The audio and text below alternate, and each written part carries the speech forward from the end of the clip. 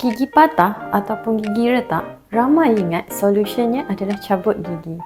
Tapi sebenarnya rawatan yang terbaik adalah crown gigi. Persoalannya, crown gigi tu apa sebenarnya? Crown gigi adalah sara yang menutupi keseluruhan bentuk gigi yang telah patah ataupun yang lemah. Fungsi dia adalah mengembalikan balik bentuk gigi, kekuatan dan fungsi gigi itu sendiri. So, pendek katanya, kalau tampalan gigi dia betulkan sebahagian gigi sahaja, crown gigi dia betulkan seluruh bentuk gigi. Crown gigi kita sarankan kepada mereka yang ada gigi yang patah ataupun rapuh, pernah buat rawatan akar ataupun mempunyai tampalan gigi yang besar untuk memperbaiki rupa dan bentuk gigi. Tapi ramai yang keliru antara crown dan veneer. Kena faham yang veneer adalah sarung gigi yang tutup bahagian depan.